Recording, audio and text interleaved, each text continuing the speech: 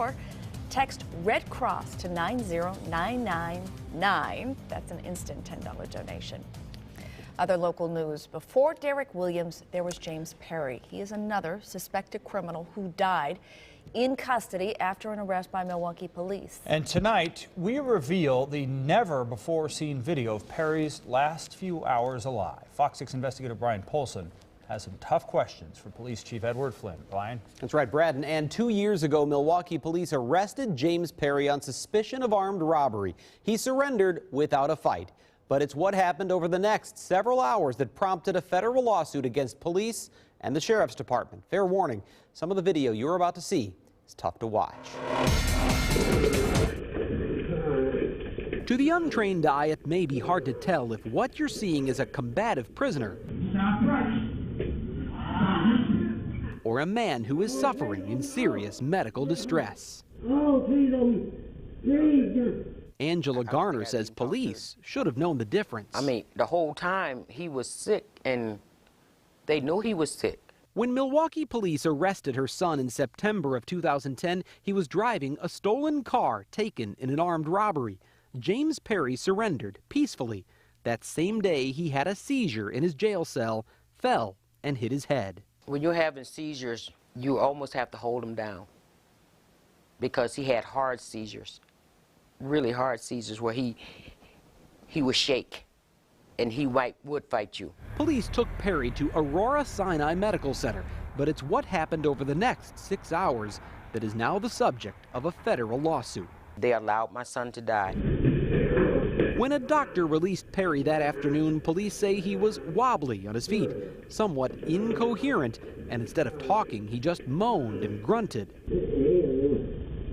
He also had trouble controlling his bowels. You pooped your pants? Yes, I did. When Perry started drooling into his own lap, officers placed a spit mask over his head, prompting some of the last comprehensible words James Perry would ever say. God, help me. His cries for help were dismissed. You earned that one. If James Perry was suffering, officers didn't seem to believe him. He's faking it. How can you say he's faking it? You're not a doctor. On that point, Milwaukee Police Chief Edward Flynn agrees. They're not the doctors.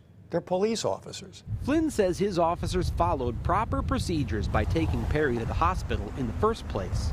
This guy just had a seizure. That definitely is kind of scary. Let's take him to the hospital. They did. And it was the hospital that said, you can have him back. We've medicated him. Here, take him back. Flynn says 2 of his officers questioned the hospital's decision to release Perry because he seemed very tired, kept trying to sleep, began drooling, and would mumble. The medical personnel themselves said to the officers, their words, not ours, we think he's faking. And Flynn says his own officer was just repeating what he'd been told. He's faking it. They're wrong, obviously. In fact, there is one striking similarity between this case and that of Derek Williams, the young man who died last year after gasping for breath in the back of a squad car. In that incident, Williams is heard saying, I can't breathe, son. To which an officer responds, No, you're talking about split.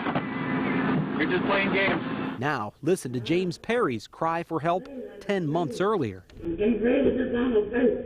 talking, you're breathing. They're not trained to respond that way, but it is their common sense experience, generally speaking. I don't think that you would hear a nurse or a doctor make that comment. James Gendy is the attorney who is suing police and the sheriff's office for being, quote, deliberately indifferent to Perry's obvious physical distress. All I can say is, if somebody was in my custody and they were showing significant signs of respiratory distress and asking for assistance, I would get them that assistance. Well, our officers were told by the doctor that he'd given him medication to make him sleep.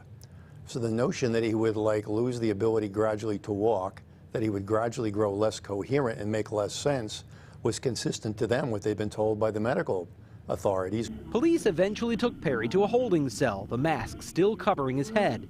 When officers came back to get him more than an hour later, there were gobs of spit, blood, and fecal matter on the floor. Still, they offered no further medical intervention. We don't have nurses in our jail facility. The county sheriff office does. And so the next step in the process was to take him there. Why would you bring him back to the jail when you know he still needed help? At the county jail, police declare that they're delivering a combative prisoner. They help him to a concrete bench as his pants fall to his ankles, revealing soiled underwear. A sheriff's department nurse comes out to do an evaluation.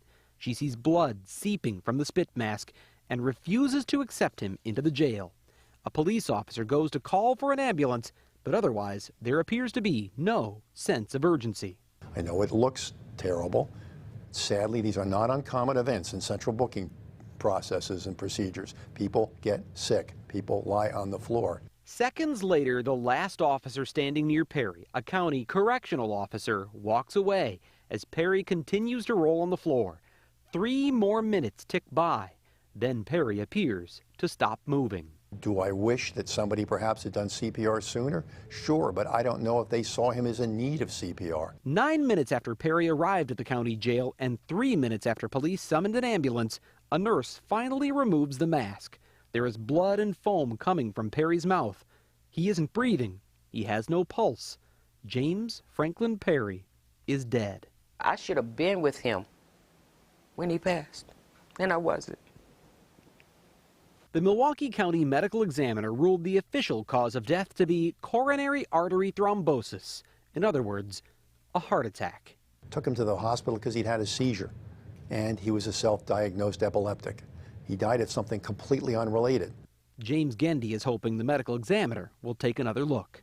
I think that if they are provided with the videos, they may change their opinion.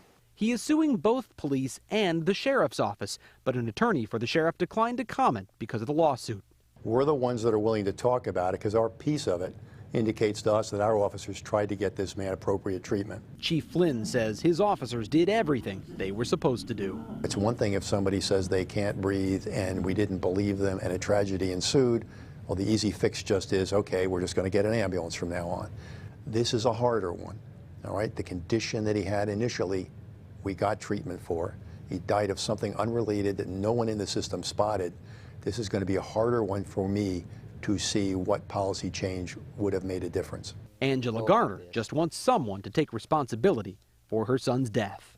You allowed a young man to die. Stand up and say it. Milwaukee police have repeatedly emphasized that their officers questioned the doctor's decision to release Perry from the hospital after the initial seizure, but neither the doctor nor Aurora Sinai Medical Center is named as a defendant in the federal lawsuit. The doctor did not return a call seeking comment, and a spokesperson for Aurora says they cannot comment due to federal patient privacy regulations. Brian, we know James Perry had a seizure, that's obvious, and we know the cause of death was ruled a heart attack. Is there a possible connection between these two, or is it really just a coincidence? That's a really big question and a tough question to answer. It's one so no one really seems to have the answer for certain. The family, of course, and their attorney would argue that the decision not to take Perry back to the hospital played a role in his death. You heard the police chief say that they were totally unrelated. In fact, I want to correct myself. The family would certainly say that there was a connection by taking Perry, not taking Perry back to the hospital. The police chief says there was no relationship. We don't really have any way of independently evaluating that, and this is likely one of those issues that's going to be sorted out in court. And I'm sure they'll argue, too, that the stress of the seizure and how that was treated may have affected his heart issue, and see how it all plays out. That remains to be seen, yeah. That is amazing, Brian. Thank you very much. And we're following another story that involves Milwaukee police, the use of force. Yeah, when is it right? When does it cross the line? Milwaukee